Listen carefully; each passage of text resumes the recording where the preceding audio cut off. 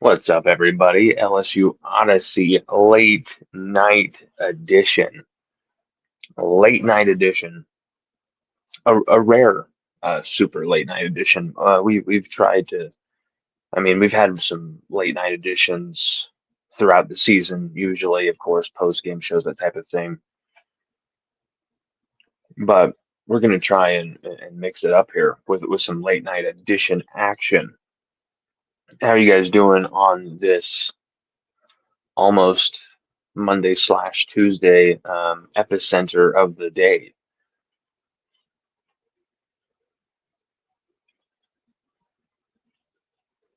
What I just said made no sense at all. Sorry about that. Um,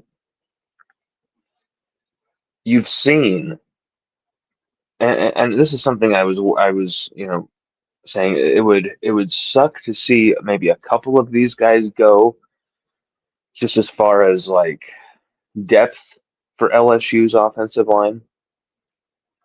But I was saying on the Go Team podcast that you could see a big time offensive line exodus from this team.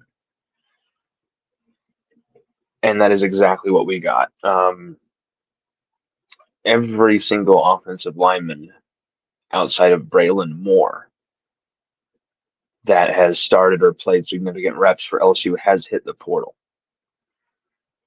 And, a guy like Carius Kern is someone that I would have liked to hold on to.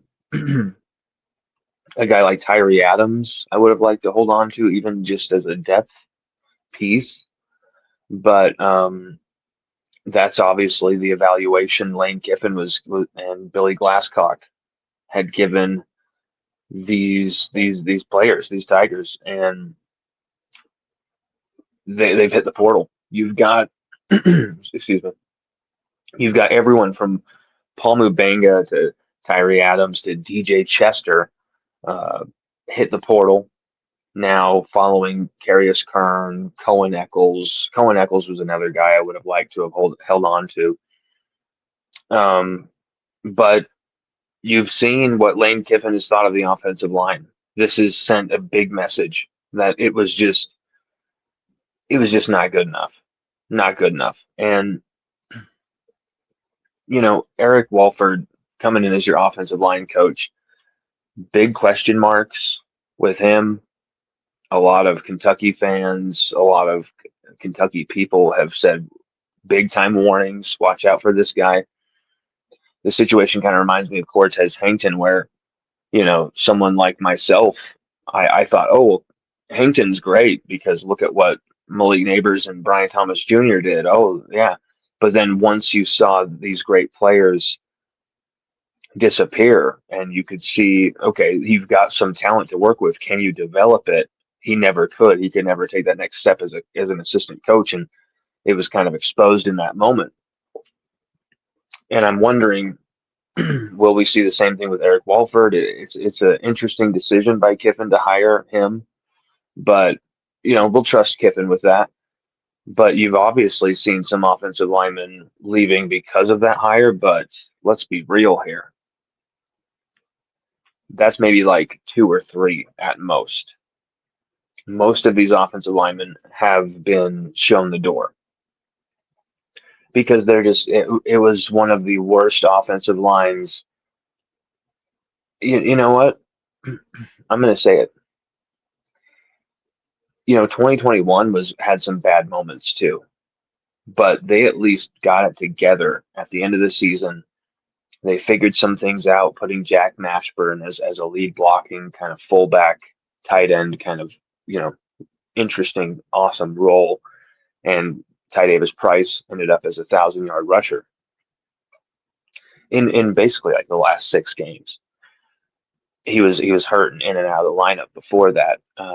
So that offensive line was really bad, but they got it figured out near the end of that season. This offensive line, the 2025 LSU offensive line, I think it's the worst LSU offensive line I've ever seen. I'm just going to say it. I think it's the worst offensive line that has ever taken the field at LSU. I mean, they couldn't protect. that we couldn't run the football. I mean, trying to run the football with these guys, and it sucks because you had a really good piece in Braylon Moore at center. Hopefully, you'll still hang on to him. It looks like you're going to, but the way things are going right now, I mean, anybody could be shown the door, or shown some type of a chair to the dinner table of this red wedding that we're seeing, with just a ton of Tigers entering the portal. And the offensive lineman, it didn't shock me. And I don't think it's really something that's going to hurt LSU, as long as you can go out there and replace them with guys that are at least an upgrade. But the move that really I think is one that hurts the most so far, is Harlem Berry. You know, this was a really awesome young running back. This is this is a dude who would fit Lane Kiffin's system beautifully. A slashing, you know, finesse, but has that low center of gravity power. He can break the tackles. He can make you miss in the backfield right at his feet. Some pass protection issues, some big pass protection issues. I don't know who was charged officially with the sacks, in the game against Houston, but Harlem Berry at least allowed one of those. Just blew right past him, and it was his guy. He just pick him up, delay him, getting his way even. But Harlem Berry, freshman, obviously he's going to figure that out. But Harlem Berry entering the portal, that one hurts. That one hurts because that is a dude who, that's 1,000-yard running back you just let walk out the door. And you have another on roster in Caden Durham, who he's expected to enter the portal, as we reported. He's expected to enter the portal. He even announced this is the last one. And I actually, some people said, how dare you, use an Instagram post as a source? And it was like, I wasn't using it as a source. I was actually pointing out that he said this. I have a few people who said that he was meaning that as the last game. And, Caden Durham isn't really too shy about these things. He would have just come out and said, you're wrong or whatever. He hasn't done that. I think right now, I would hope LSU are trying to keep him on roster, because I think Caden Durham there's still a good player there. And I don't want to see him walk out the door. We've lost way too much at the running back position. And I know some of these guys, weren't absolutely proven, or even probably going to turn out to be good players. But you've lost a lot of depth there. And it's just, you're starting to see the picture here. As much as people are excited to see a guy like DJ Chester walk out the door, or whatever, like, I get it. But little by little by little, man, you're going to have to almost, are you going to have to replace this entire roster? Is this going to be a situation where, LSU have almost $40 million in NIL cash? And that's a report that we had almost a month ago that is now being backed up by other reporting. So LSU have that type of, is that going to be enough? Is that going to be enough to retool this entire roster? Because think about it here.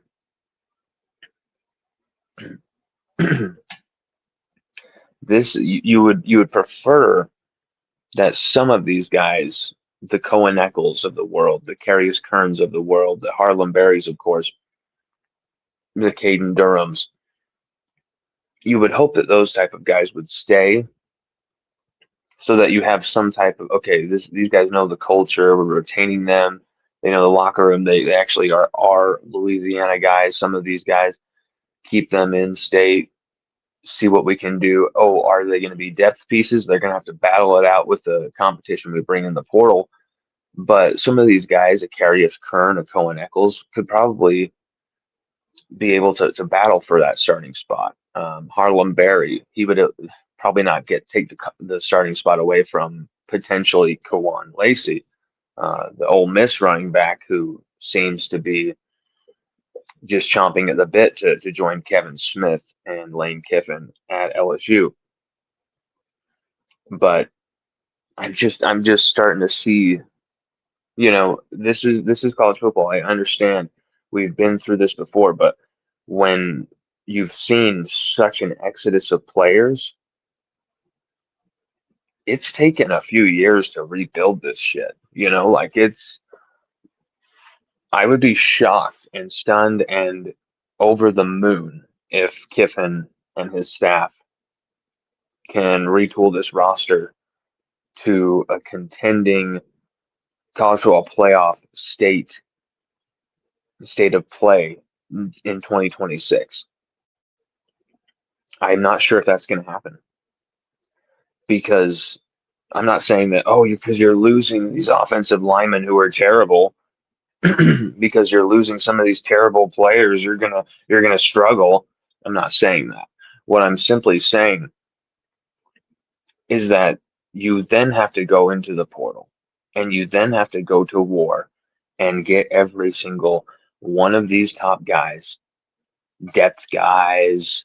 I mean, you're gonna have to go after depth guys. That's the thing, that's a very tricky situation, trying to go after 3 and 4 star guys who maybe have started somewhere else and try and say, hey, come to LSU and maybe you're not going to start, but we're going to pay you this certain amount of money. Come on, like that is tricky business. And LSU have a lot of work cut out for them. Lane Kiffin, Billy Glasscock, the general manager, Austin Shelton, the new assistant director of player personnel, who's just his hiring was announced today. You have a lot of holes to fill, and here's the thing: it's going to increase by the day. Um, I have been told about a very, I don't even want to break the news because I feel like if I break the news, it'll kind of force this Tiger's hand and force him out the door. And that's something I don't want to see. This is a guy LSU absolutely need. Kiffin era, Kelly era, it doesn't matter what era. LSU need this guy.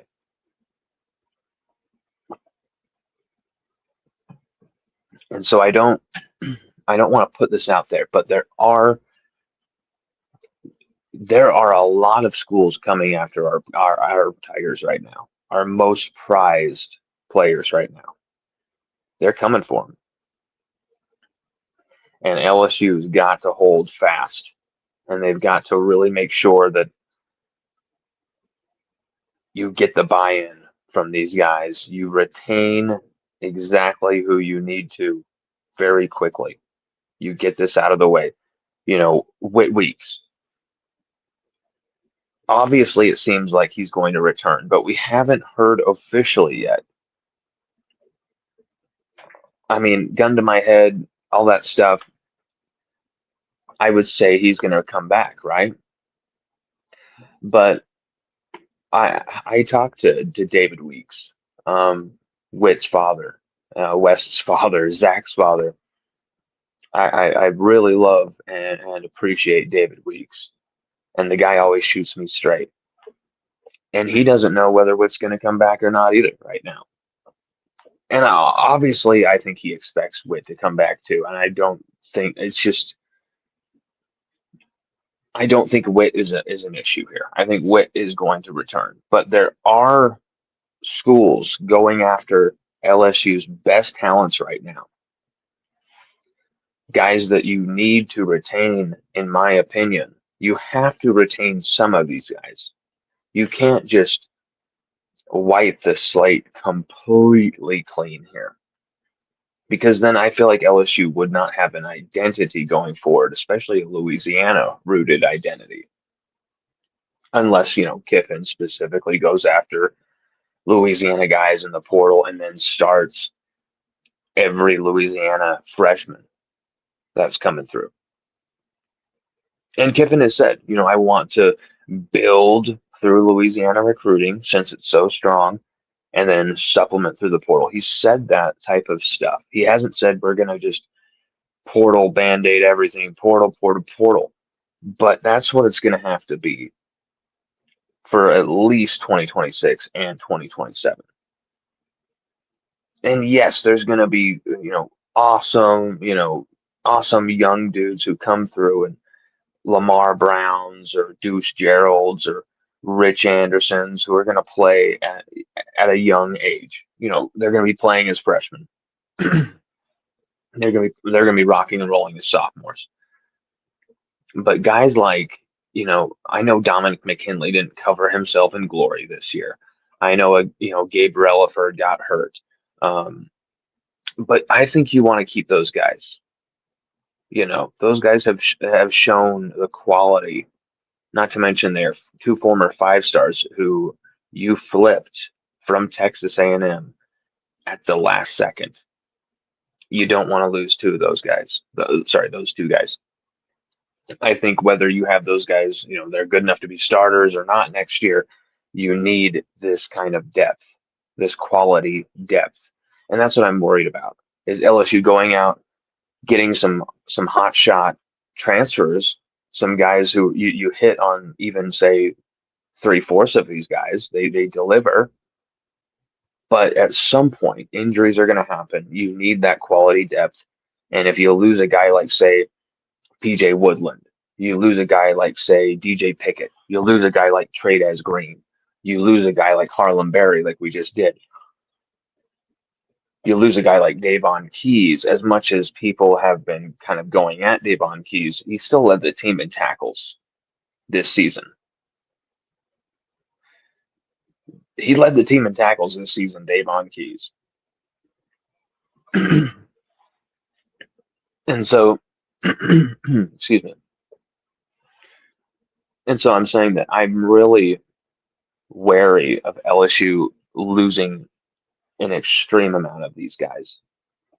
But here's what's going to happen. At least 15 to 20 more are going to leave LSU over the coming days, weeks.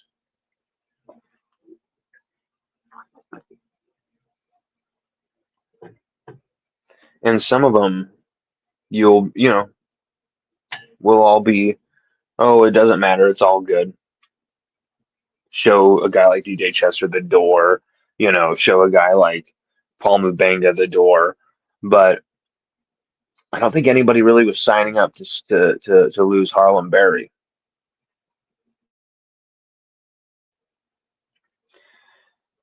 And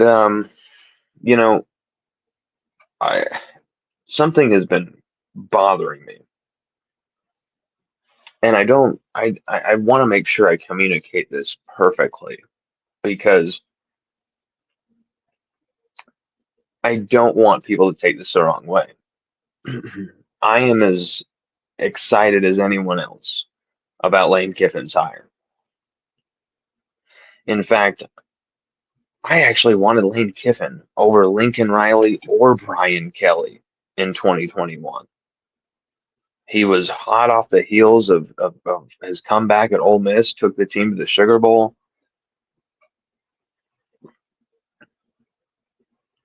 I wanted to see him given a shot, and that I just thought was a pipe dream. And I love anyone who watched us over that whole month of Kiffin craziness. Where's he going to go? Where's he going to go? We were telling you probably about a week and a half before he officially made the decision that he was coming to LSU, that he was going to be LSU's next head coach. And so we were right on the money on this thing. I was excited about Kiffin's arrival. I still am. I just have to say this, though. I've seen some photos, I've seen some posts that are almost kind of gay by LSU fans. Almost like, yeah, kid, I'm riding that lane train. Oh, this is how he makes me feel. Oh, the lane train. Oh, and it's like, guys, guys, he hasn't coached a snap yet. You guys were glazing Kelly and like also trolling the Notre Dame fans and yeah, we got you. Yeah, screw you. And we're taking your staff. Yeah, it was the whole same type of thing. And then Notre Dame comes back and takes Mike Denbrock and all. There's all this incestuous stuff with Notre Dame and all this fighting and hatred between us and Notre Dame. And now it's the same thing with Ole Miss times 10. But the one thing I really want to say is we have overhyped so many things, especially since the 2019 season. Miles Brennan was overhyped going into 2020. I was part of it. I thought, oh my God, we're going to go right back to the playoff. We're going to be in the Final Four with this type of offense, and Terrace Marshall's back and Jamar Chase is back. And then COVID happened, the opt-outs, and the whole thing changed. And Miles Brennan gets hurt, his spleen splits, and he's never the same player ever again. And he never had a shot to be what he could have been. He never had really the chance to even prove, as much as people want to take it away from him and say he wasn't really good enough. I agree, but I don't agree, because it's like, sure, but when he was at his best in that moment in 2020, that season was taken from him. But I've just seen us overhype so many of these new arrivals, and it's kind of what we've done as a fan base. It's kind of like, yeah, we got your guy, fuck you, we're better than you. Like, and then a guy like Frank Wilson, who we were like, when he came back, it was like, Frank's back, yeah, we got the man's back in the building, yeah, and like everyone was in love with Frank coming back, and then turn on him like crazy, turn on him hardcore when this whole thing's happened. And Frank hasn't handled everything perfectly. And, there's been some stuff going on, and there's been some vindictive kind of bullshit going back and forth. But I think Frank also led the team with the right type of leadership and only the way he could with the tools he was given. And he didn't do the best job here and there. But I mean, God, who would, with the structure, the broken structure that he was left with, and complete tatters, constantly evolving, constantly breaking down roster and staff. Um, so the overhype with Lane Kiffin. I want us to let this happen naturally. I don't want us to anoint him already. He's going to win national championship. We're going to be blah, blah, blah, dynasty. Blah, blah. People, the same people who are doing that with Kiffin will not tell you this, but I remember there's the same people who did this with Brian Kelly. I mean, total Kelly loyalists, where I'd put out an article that criticized Kelly. I'd put out a story that would criticize something Kelly did, or even the appearance of it. And it was almost like you're part of the Mormon church. It was like, how dare you? And like they would block you. And then they would unblock you and follow you again and stuff. It was ridiculous. But there was an extreme protection and an extreme, he's our guy, overhype about Brian Kelly coming in as well. And that has been times 100 with Kiffin. And it's the social media aspect of it too. Everyone is tagging him and everything. Everyone wants to, I got retweeted by Kiffin. I got retweeted by Kiffin. And it's like, you know, Hey, we've been retweeted by Kiffin. Cool. He's retweeted a lot of people, a lot of LSU people.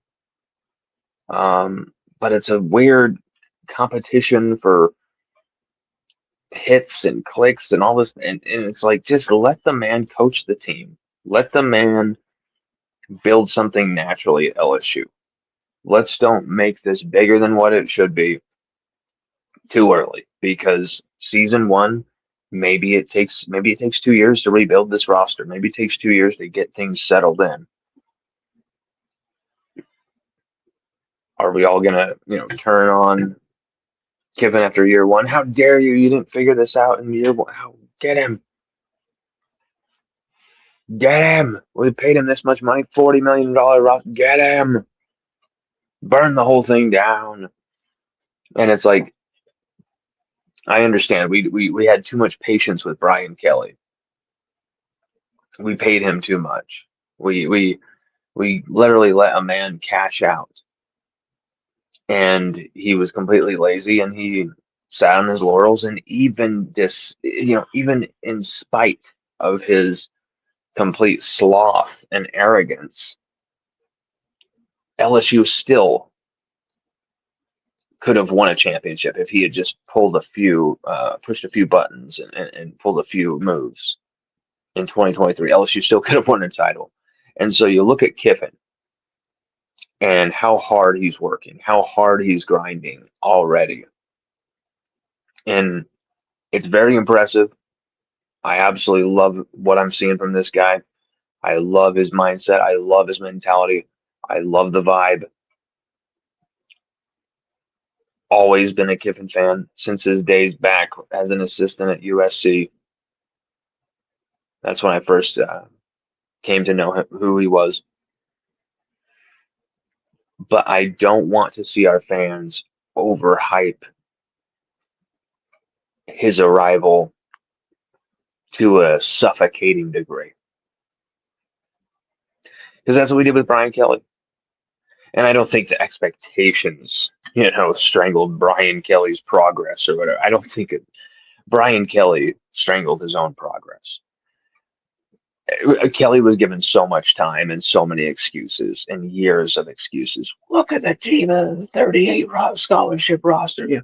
They went on and on and on. I don't want to see that same thing happen where we protect and protect and protect, but then also have this how dare you? How dare you question this man? He is the leader of the new way. Let's let Kiffin do this naturally and light it on fire naturally and just take off. Shoot this thing to the moon naturally. Let this all naturally flow into place. And I think you're seeing that. I think you're seeing that, but I've seen.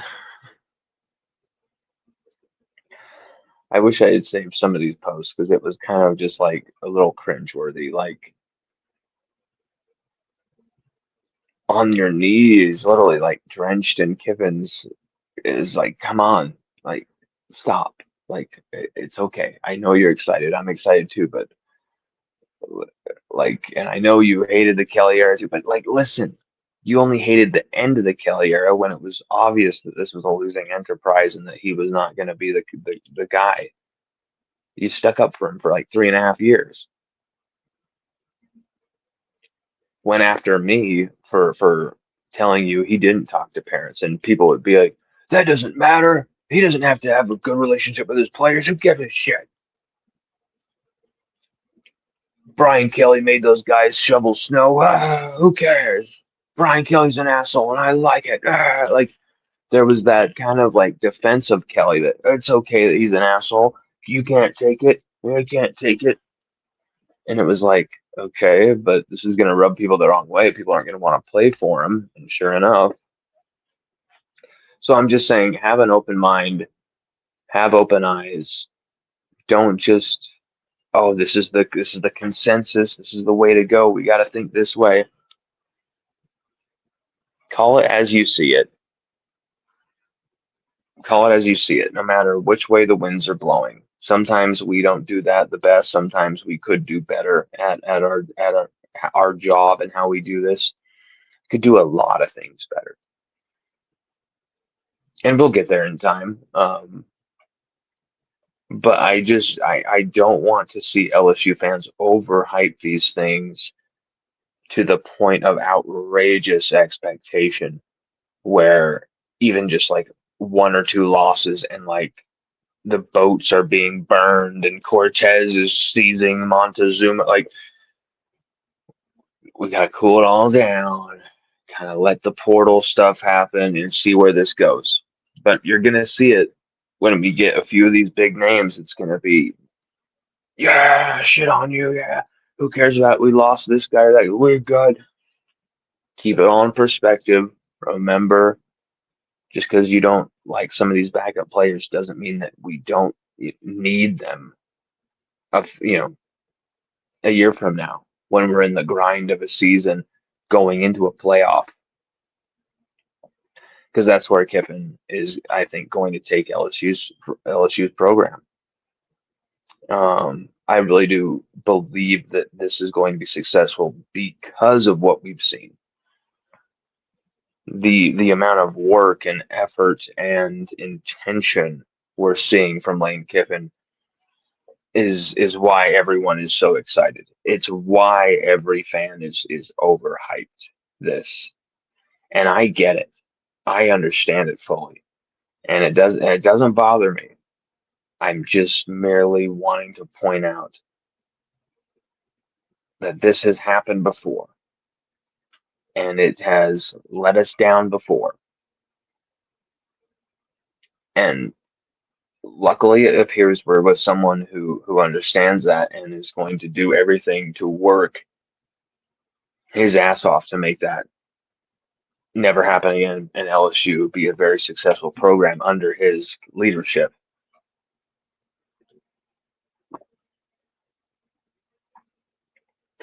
But I don't know what I'm trying to say with all this. I saw a lot of parallels between how our fans have treated the arrival of Kiffin and the arrival of Kelly years ago. But keep your head out of the sand and your eyes open, because there's going to be some stuff ahead of this weekend, where this weekend will be nuts with the moves that are made, and some of the moves that have already been put in place that are just waiting for that date to happen. And there's a few that I've gotten wind of that I'm very excited about, and I know you guys are gonna love getting some of these guys on our team. But at the same time, I'm a little worried about one or two guys who could be leaving LSU and are being approached everywhere from all sides. So just yeah.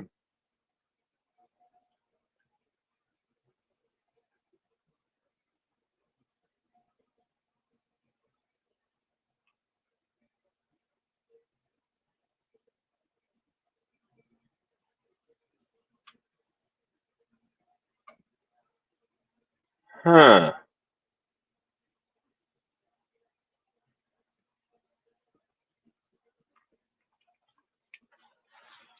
You know what? You guys may have news that I didn't have. Oh my God.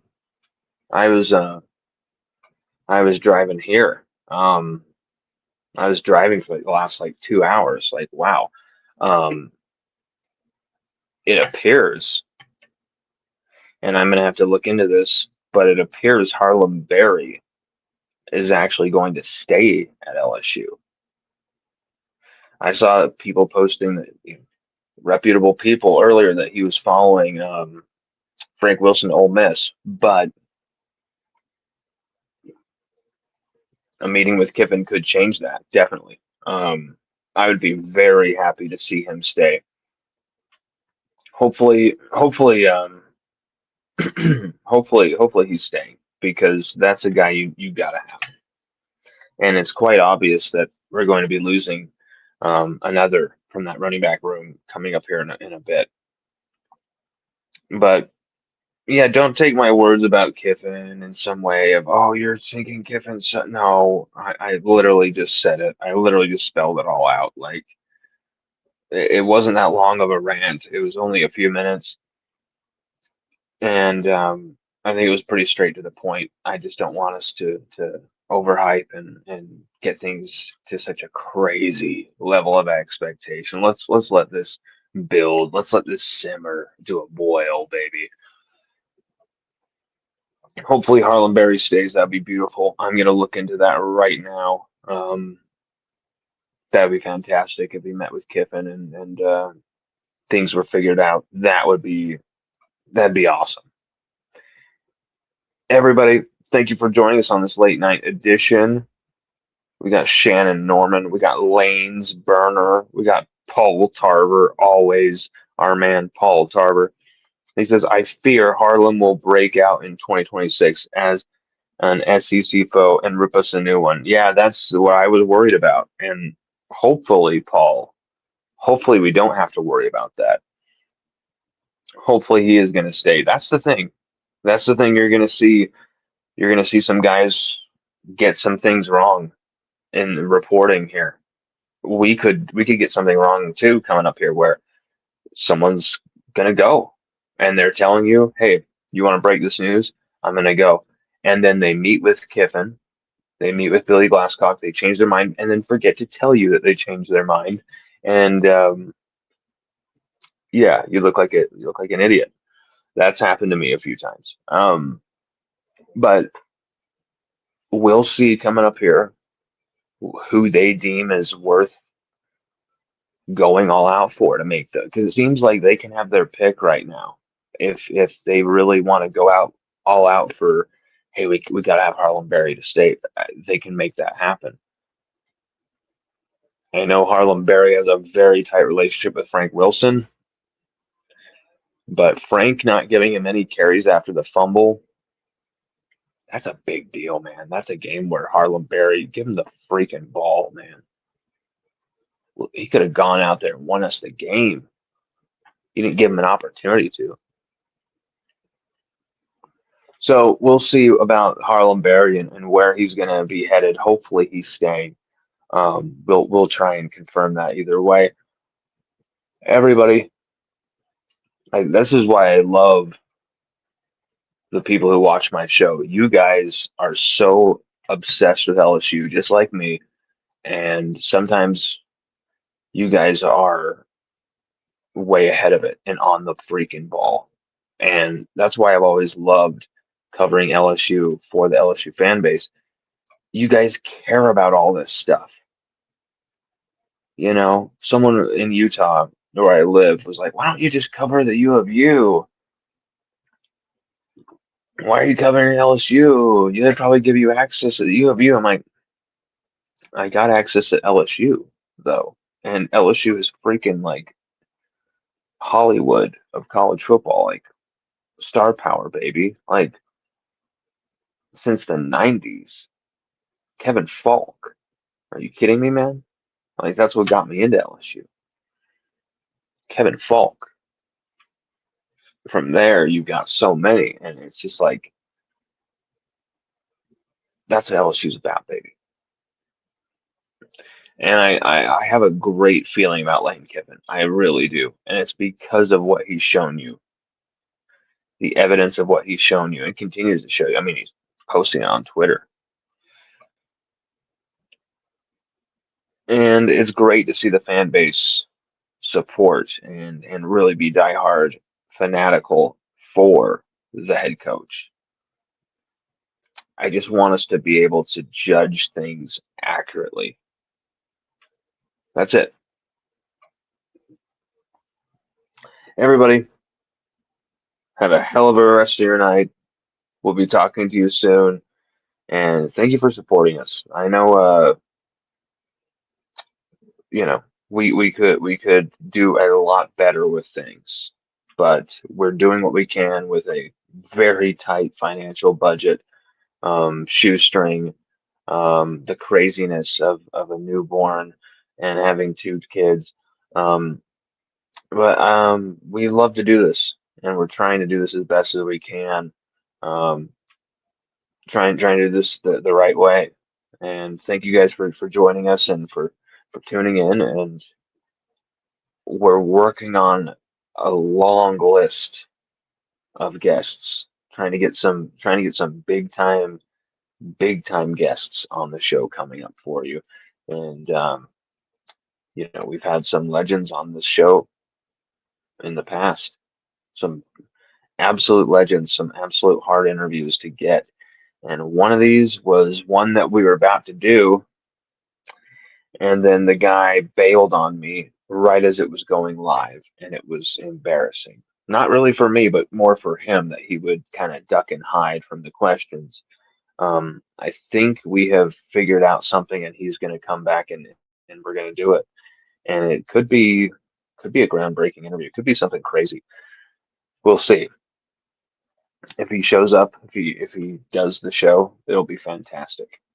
But everybody, if you want to help LSU Odyssey in any way, shape, or form, the best way to do that is liking, subscribing, retweeting, following, all that good stuff. And then you can also go to LSUODYSSEY.com/subscribe. Pretty cheap plans, monthly plan, the champion plan, and then the year-round badass plan as well. And then follow us on X on Twitter at Lon Phillips, Instagram at LSU Odyssey Lon. Everybody, thank you so much for joining us, and go freaking Tigers.